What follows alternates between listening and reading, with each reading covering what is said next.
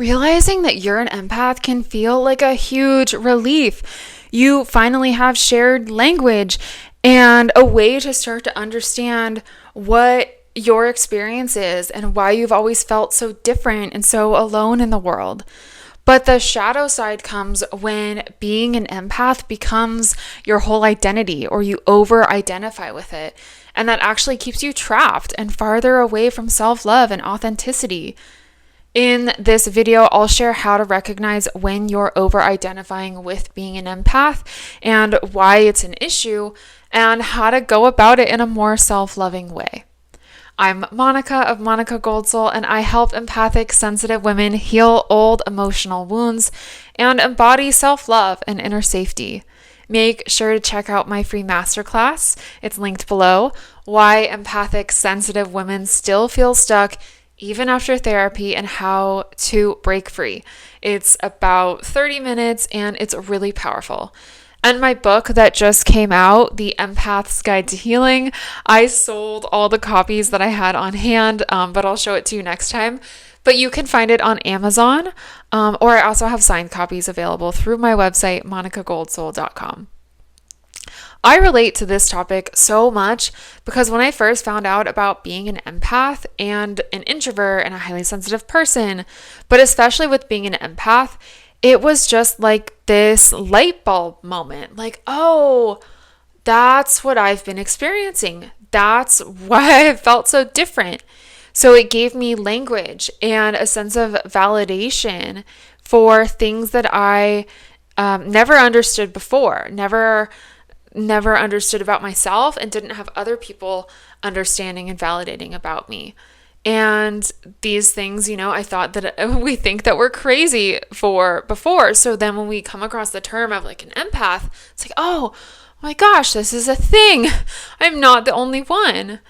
And that there's others that relate to this. And we tend to get this sense of feeling seen and valued and validated, and like seeing ourselves actually is what it is.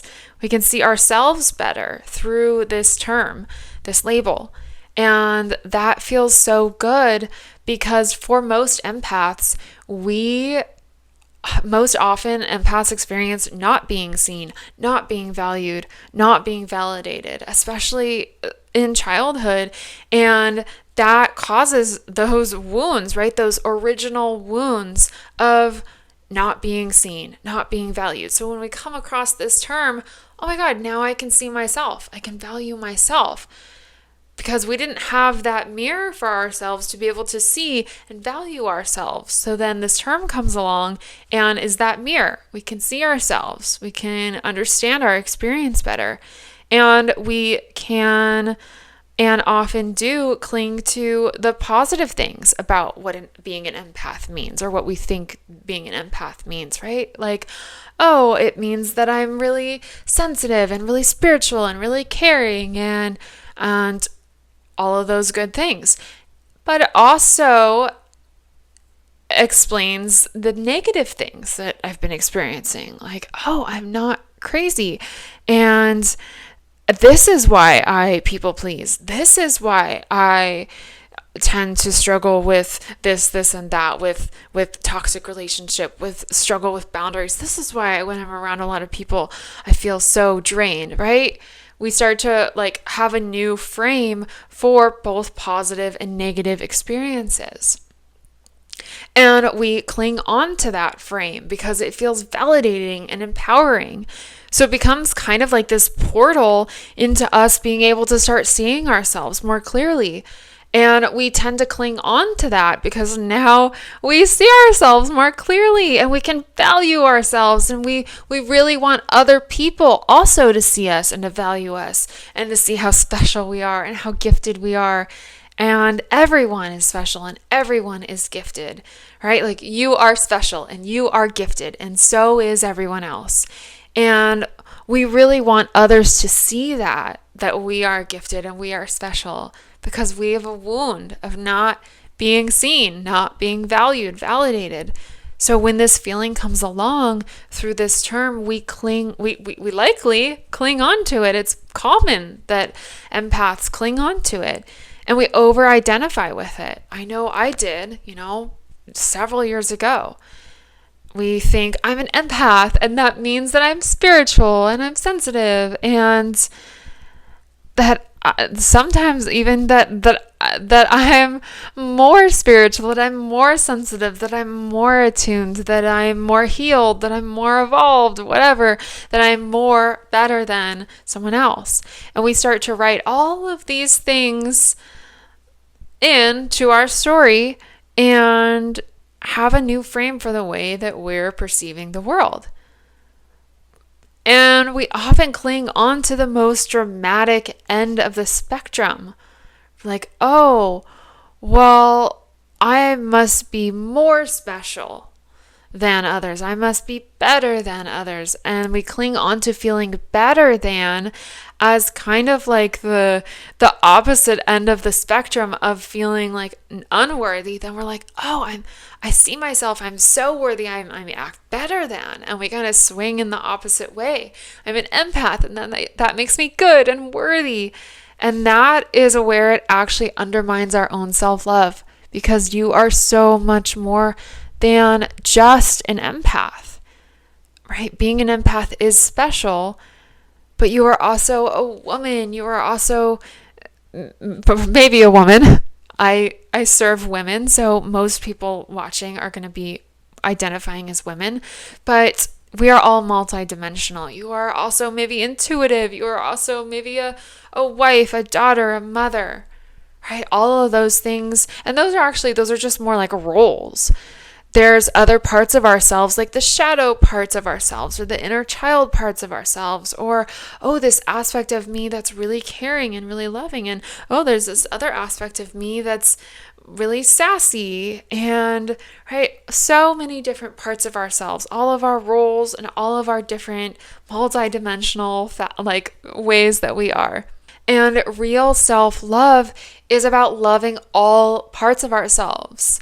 So when we cling on to this idea, this thought that I'm an empath, and we over-identify with I'm an empath, and that's why I'm worthy of love, it actually makes it so we're cutting ourselves off from the full amount of self-love that we could be giving ourselves. And it is a survival role. It's this is who I am. And that feels really good because, like I said, it starts to help you see yourself more. But the flip side of that is that this is all I'll ever be.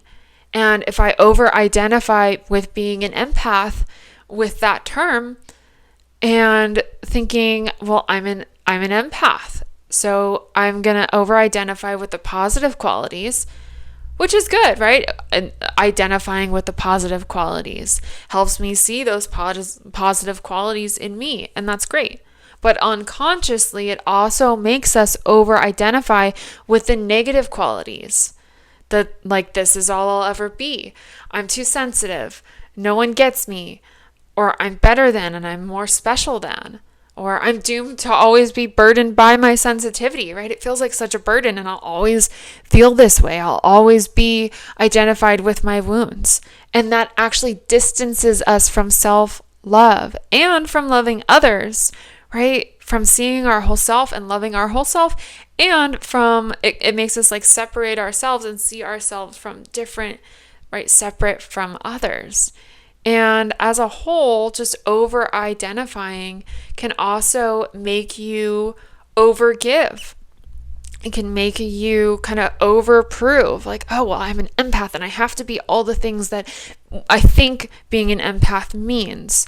So I'm going to be really kind and go above and beyond and sacrifice myself and prove that I'm an empath so that I can feel worthy and loved. Right? It's all of this unconscious stuff that's wrapped up in our beliefs and our thoughts. And when we have that thought that, oh, well, I'm an empath and I have to prove I'm an empath by doing this, this, and that. So I need to tune into others' feelings more, and I need to show how in tune with others I am. And then others will see how special and how empathic and gifted and sensitive I am. Right? If we're overly proving ourselves, that's actually draining our energy, and that's actually making us have worse energetic boundaries because we're trying to be more of an empath. We're actually trying to leave ourselves more open, more of a sponge, more unprotected, and it's all unconscious, right? It leaves us vulnerable so that we can prove that we're worthy, but you were always worthy. So it's actually a trap where it distances you from self-love and it distances you from energetic boundaries, things that are healthy, things that we want. And it makes you more likely to overgive, overhelp, self-sacrifice from this trauma response of wanting to prove that you're a real empath, that you are worthy and special, so that people see you as special. It's a trauma response.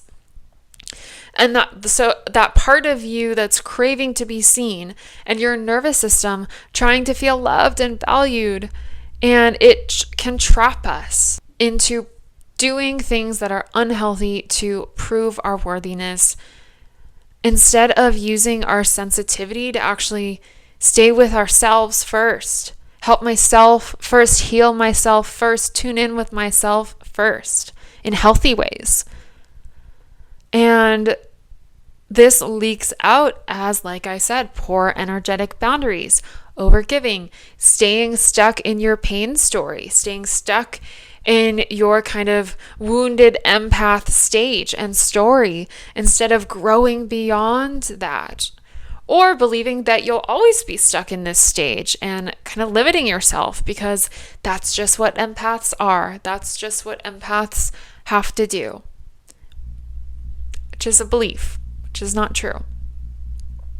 Identifying is just another way that the nervous system tries to stay safe.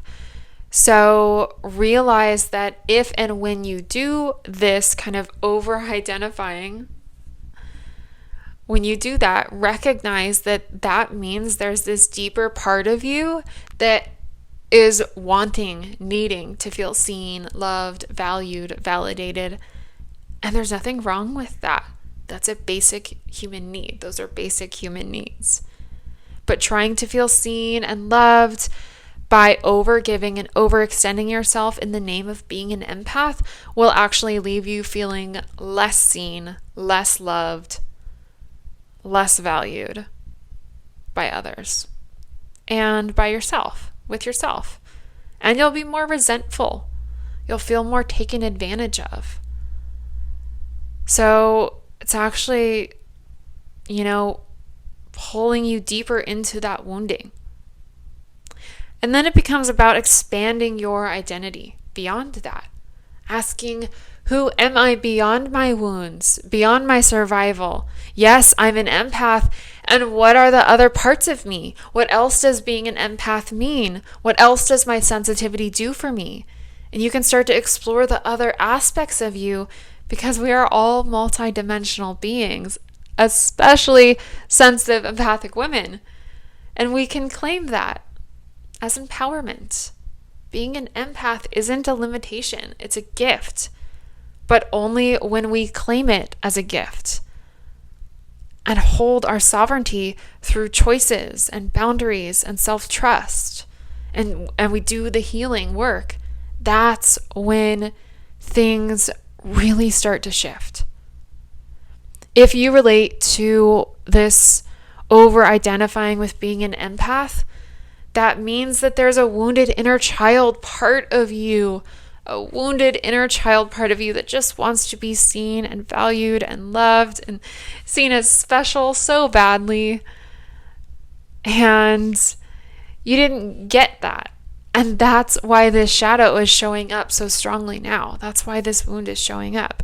So doing inner child work is probably the most powerful tool you could be doing right now. And there's many ways to practice inner child work. If you are wanting support with inner child work, I have an inner child healing bundle. It is a audio journey and a PDF integration guidebook. So in that audio journey, you address some sort of a trigger you trace it back to that wounded inner child, right? The root of that wounding, and you actually do that healing work, right? Travel back in time and do that healing work. And it's so powerful. So I just love that work so much. So make sure to check that out. See you next time.